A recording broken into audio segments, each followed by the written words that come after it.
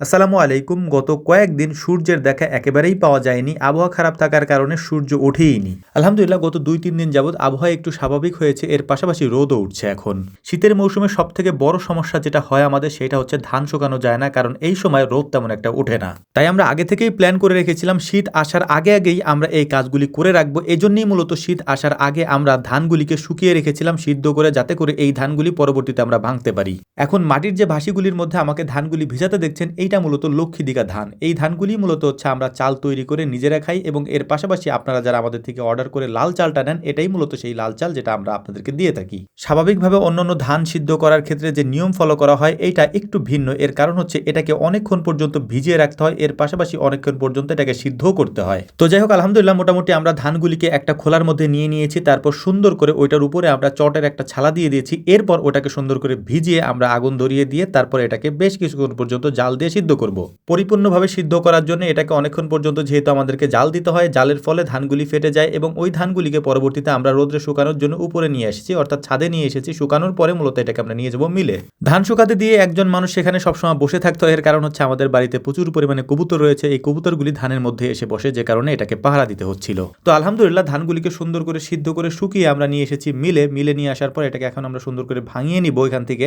এই ধানগুলিকে এই হলার মেশিনে ভাঙানোর ক্ষেত্রে আমাদের অনেকগুলি নিয়ম ফলো করতে হয়। তার মধ্যে অন্যতম হচ্ছে এই ধানের উপরে যে ফাইবারটা থাকে লাল কালারের, ওইটা যাতে ভেঙে না যায়, অর্থাৎ এই খোসাটা যেন ছিঁড়ে না যায়, নষ্ট হয়ে না যায়। এটা ঠিক রাখার জন্য মূলত এই ধানগুলিকে একবার বা দুইবারের বেশি আমরা ভাঙতে দিই না, কারণ এর থেকে বেশি যদি ভাঙা হয় তাহলে এই চালগুলি একেবারে সাদা হয়ে যাবে। তবে এখানে সবথেকে গুরুত্বপূর্ণ কয়েকটা কথা আমি আপনাদেরকে বলে দেই। একেবারে লাল যে চালটা রয়েছে, ওই চালের উপরে যে ফাইবারটা থাকে লাল কালারের, ওটা তেমন বেশি খাওয়া যায় না, কারণ ওটা সাবা সাবা হয়ে যায়, মুখের মধ্যে চাবেলে মনে হয় যে ঘাস চাবাচ্ছি। এটা হচ্ছে একেবারে পরিপূর্ণ লাল চাল, যেটা লাল কালারের হয়ে থাকে, সেটার ক্ষেত্রে এটা হয়ে থাকে, অর্থাৎ একেবারে সাবা সাবা লাগে, পরিপূর্ণভাবে সেটা খাওয়া যায় না। তবে এটার পুষ্টিগুণ একেবারে বেশি থাকে। রেগুলার ভাত খাওয়ার ক্ষেত্রে আমরা লাল চালের মিডিয়াম যেটা আছে কালার, সেটা আমরা খেয়ে থাকি। এর পাশাপাশি সব থেকে ভালো হয় যে একেবারে সাদা যেটা আমরা বের করে এনেছি ওইটা, কারণ ওইটা খেতে একটু একটু মিষ্টি মিষ্টি লাগে, এর পাশাপাশি ওইটার মধ্যে ছাবা ছাবাও লাগে না। তবে ওইটার পুষ্টিগুণ একটু কম, কারণ হচ্ছে যে ওইটার মধ্যে যে লাল ফাইবারটা থাকে এটা একেবারেই থাকে না, ওইটা উঠাই নিয়ে আসা হয়। তবে খেতে সব থেকে ভালো হচ্ছে একেবারে সাদাটা, এবং এরপরে হচ্ছে মিডিয়ামটা, তারপরে গিয়ে হচ্ছে একেবারে লালটা। তবে লালটার ক্ষেত্রে আমরা পরামর্শ দিই একেবারে লালটা না নিয়ে মিডিয়ামটা নেওয়ার জন্য, যাতে করে তারা খেতে পারে। এর পাশাপাশি হচ্ছে একেবারে সাদাটাও আমরা দিই, কারণ সাদাটা খেতে সব থেকে ভালো লাগে।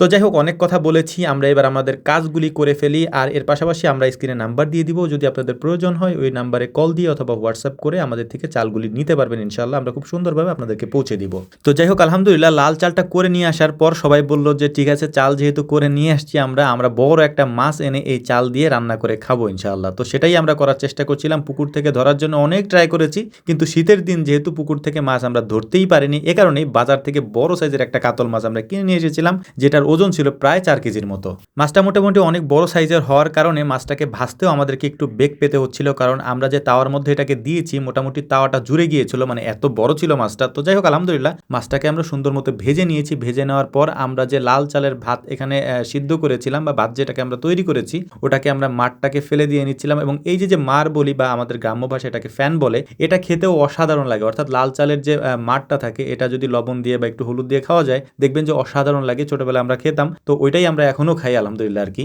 তো যাই হোক, দেখতে দেখতে আমাদের মাছটাকে আমরা সুন্দর করে প্রথমে ভেজে নিয়েছিলাম। ভেজে নেওয়ার পর এটাকে ভোনার জন্য আমরা সুন্দর করে মশলা দিয়ে আমরা কড়াইয়ের মধ্যে থেকে আমাদের যে মানে প্লেট আছে, বড় একটা প্লেট আছে, এই প্লেটের মধ্যে নেওয়ার ক্ষেত্রে অনেক কষ্ট করে নিতে হচ্ছিল, কারণ মাছটা একটু ওজনটা ছিল বেশি। মাছটা ভেজে নেওয়ার পর আমরা ভাতটাকে এখানে ঢেলে নিচ্ছি। যে ভাতটা ঢেলে নিয়েছি এইটাই মূলত হচ্ছে মিডিয়াম চালের ভাত। এরকম কালারটাই হয় মিডিয়ামটার ক্ষেত্রে, তবে এর থেকেও বেশি লাল হয় যেটা একেবারে লাল আর কি। এখানে পাশাপাশি দুইটাই রাখা ছিল, একেবারে পরিপূর্ণ লাল একটা, এর পাশাপাশি মিডিয়াম লাল একটা। তো যাই হোক, আমাদের জন্য দোয়া করবেন, আল্লাহ তাআলা যেন আমাদের ব্যবসায় বারাকা দান করেন। আসসালামু আলাইকুম ওয়া রাহমাতুল্লাহ।